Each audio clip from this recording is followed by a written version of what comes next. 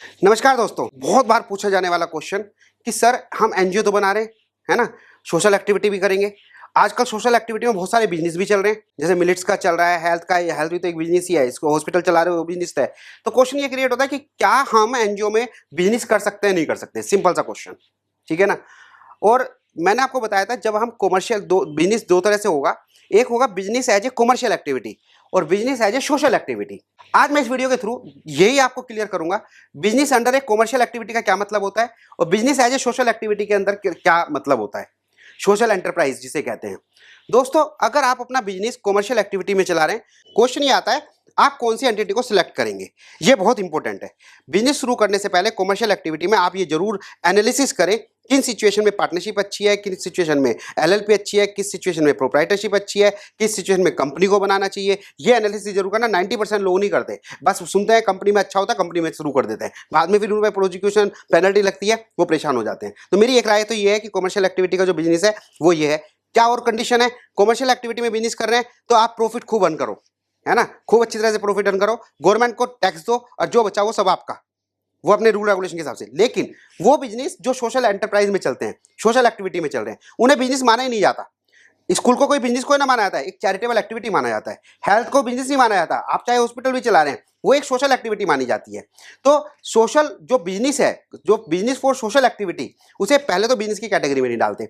फिर हम एक कॉमर्शियल सेंस में बात करते हैं कि क्या जो एनजीओ, इन्हें एनजीओ कहते हैं, सोशल एंटरप्राइज को एनजीओ कहते हैं, तो ये बिजनेस करते हुए भी वो चैरिटेबल एक्टिविटी में आती हैं, इसलिए उन्हें बिजनेस की कैटेगरी में नहीं रखा जाता।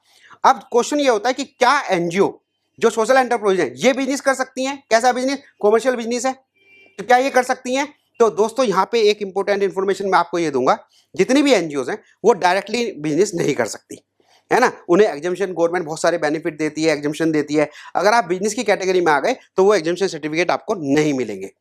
दूसरा, अगर आप बिजनेस करना चाहते हैं तो एंसिलरी बिजनेस कर सकते हैं, मेन बिजनेस नहीं कर सकते। अब आप कहेंगे सर ये क्या चीज है, एंसिलरी बिजनेस क्या है? ये बिजनेस ऐसा है दोस्तों, एंसिलरी, कि आपने कोई सोशल एंटरप्राइज, कोई एनजीओ क्रिएट करी और आप कोई एक्टिविटी कर रहे हैं, उस एक्टिविटी करने के लिए वो बिजनेस आपको जरूरी करना है, आप उसके बिना कर ही नहीं सकते, है ना। तो वो एंसिलरी बिजनेस है। ऐसा बिजनेस आप कर सकते हैं जो मेन बिजनेस ना होकर एंसिलरी बिजनेस है। एग्जांपल दूंगा आपको, सपोज करो आप स्कूल चला रहे हैं, अब स्कूल में आपको ड्रेस बेचनी है, किताबें बेचनी है, तो आपको वो जरूरी है स्कूल चलाने के लिए, तो वो कर सकते हैं। हॉस्पिटल है, आप मेडिकल स्टोर आप वहाँ पे ओपन कर सकते हैं क्योंकि उसके लिए दवाइयाँ जरूरी है, तो ऐसा भी कर सकते हैं। सपोज करो आप एम्प्लॉयमेंट जनरेशन वोकेशनल ट्रेनिंग का काम कर रहे हैं, अब वहाँ पे जो कारीगरों को सिखा रहे हैं वोकेशनल ट्रेनिंग में किस तरह से ड्रेस बनती है, टी शर्ट बनती है, शर्ट बनती है ना, उन्हें रोजगार प्रोवाइड कर रहे हैं। अब उससे जो मटेरियल बना वो तो आप सेल करना ही पड़ेगा ना यार आपको, तो वो आपके एंसिलरी बिजनेस है। आप गौशाला रख रहे हैं, गौशाला में दूध आ रहा है ना, गाय का, तो वो आपको बेचना ही पड़ेगा, कोई ऑप्शन नहीं है। तो एंसिलरी बिजनेस आप कर सकते हैं, मेन बिजनेस नहीं कर सकते। एनजीओ में ये कैटेगरी होती है। दोस्तों, अगर मैं टेक्निकलिटी में जाऊं, बिल्कुल डेप्थ में जाऊं, है ना, क्या एनजीओ बिल्कुल भी बिजनेस नहीं कर सकती? ना, ऐसा नहीं है, कर सकती है, उन्हें एग्जम्पशन नहीं मिलेगी। और जब हम एक बिजनेस को एनजीओ में करना चाह रहे हैं और एक बिजनेस को हम कॉमर्शियल एक्टिविटी में करना चाह रहे हैं और वो बिजनेस की कैटेगरी में आता है, एंसिलरी बिजनेस में नहीं, मेन बिजनेस की कैटेगरी में आता है, तो मैं आपको एडवाइस करूंगा कॉमर्शियल बिजनेस में करें, एनजीओ में ना करें। क्यों? जब आप टैक्सेशन देंगे तो एनजीओ का जो टैक्सेशन लगेगा वो एज ए ओपी लग जाएगा। एज ए कंक्लूजन बता रहा हूं, अगर कोई बिजनेस एक्टिविटी कर रहा है, कॉमर्शियल भी है, एनजीओ में भी है, तो आपका एनालिसिस कीजिए किसमें बेनिफिट है, किसमें फाइनेंशियल बेनिफिट में, किसमें कैश फ्लो ज्यादा आएगा, किसमें टैक्स ज्यादा लगेगा, किसमें जीएसटी बचा सकते हैं।